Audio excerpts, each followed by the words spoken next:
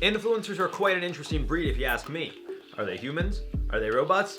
No one really knows. Sometimes influencers are caught doing very questionable things that makes you, well, just question what were they thinking. Today on IO, we're counting down the top 10 entitled influencers that lied and were caught in 4K. No getting out of this one. Shaggy has to make an updated version of Wasn't Me, mentioned he was caught in 4K. Alright, you guys know you gotta smash the like button for your boy, and let's get into this spicy list. Starting us off at number 10, Danielle Bregoli. Now you guys may or may not remember, about a year and a half ago, Bad Baby, which is Danielle's rap name, got into a handful of disputes with fellow rapper / entertainer, Whoa Vicky, which I don't know what happened to her, but that's alright. So long story short, Bregoli tried to run up on Vicky while Vicky was in the recording studio. Video actually shows Bregoli appearing to get beat up by Vicky, at least from the angles that were released. You saw Vicky on top of Bregoli, so take from that what you will. That being said, Bregoli would take to her social media shortly after to say she didn't get beat up, even though there were a lot of videos showing the contrary. Aside from this, she claimed Vicky wanted to fight, but again, another video shows Bregoli literally running up at Vicky while the latter had her feet up sitting in a chair with no intention of getting physical. So, kinda lied, kinda got caught in 4K. Boom! Number 9, self-proclaimed Your Highness Ciao Be Li. This story is absolutely bonkers, as Ciao is using filters to make herself appear much younger than she actually is. Now I understand some people look younger or older than they actually are, but Ciao here was either doing something very smart or very scummy, depending on how you view it, I guess. Either way, she would use filters, appearing to be a very pretty youthful lady. Now, it's unclear if she ever necessarily said her age. It's one thing if she lied about that, but if they never asked, then it's kind of their problem. Either way, she would gain over 100,000 subscribers, and during a joint live stream with another streamer, she would start receiving donations. At one point, fans asked for a face reveal, but Ciao said only after receiving 100,000 yen, which is about 12,000 bucks American, will she do a reveal. Reports claim people were donating, with some of the largest ones reaching close to $6,000. But at some point, her filter stopped working, revealing her true identity, leaving a lot of fans feeling duped and some very angry. On to number 8, Lisa Lee. You guys may or may not remember this one, as Lee was called out by her landlord for not living the life she claimed to live. Prior to being exposed, Lee claimed to be one of those wealthy influencers who lived a very lavish lifestyle and made people envious of the incredible life she lived. However, it turns out she was literally living a double life, as Lee's landlord, who was referred to as Miss Chen, exposed how she really lives. After ignoring Miss Chen's calls, it seems the landlord was fed up, so she gave an up-close and personal tour of Lee's absolutely filthy home. According to Chen, the apartment was so dirty, a professional cleaning service refused to clean it, and she had to get the police involved to deal with Lee's many overdue utility bills. Yikes. Number 7, Hush Puppy.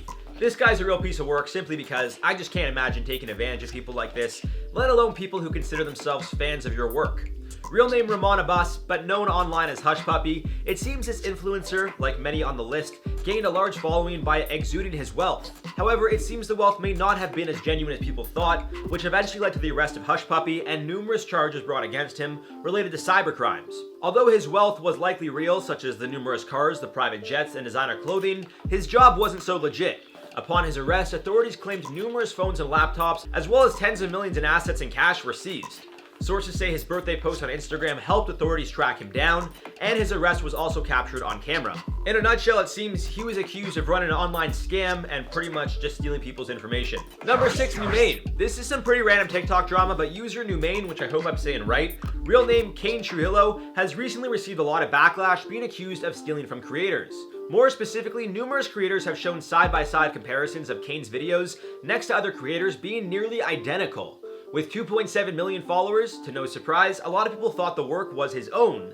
Yet it seems he was ripping off other creators on the app and passing it off as his own work, with no credit ever given to the originals.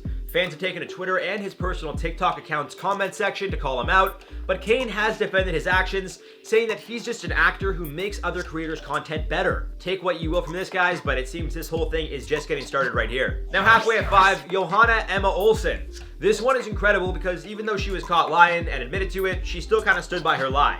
She just committed and this was the hill she was willing to die on, so I won't lie, it's kind of admirable. So Olsen here is a travel influencer and was given an all-expenses-paid trip to Paris to take some pics wearing specific clothing. Talk about a sweet gig.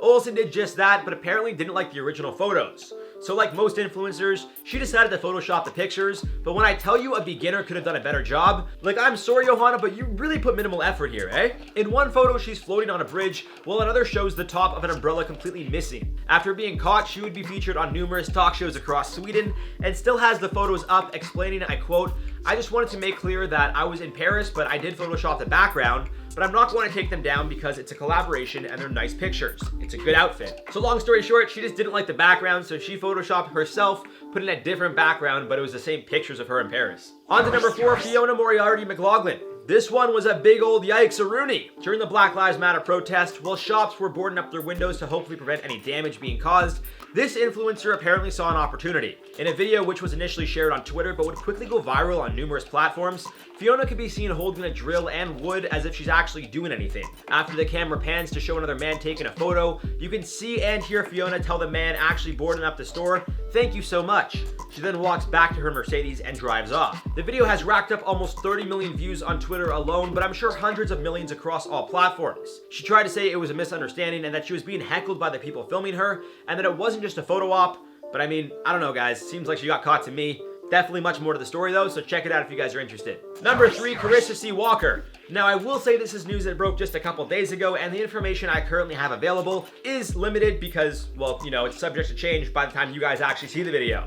That being said, music producer Mustard, who is formerly known as DJ Mustard, recently took to Instagram to call Walker out, claiming she stole $50,000 from him for likes. Mustard claims he hired her as a personal shopper and stylist for him, but as per his Instagram story, I quote, "Today I found out that she ran my credit cards up over 50K buying stuff for herself, purses, shoes, shades, and other stuff.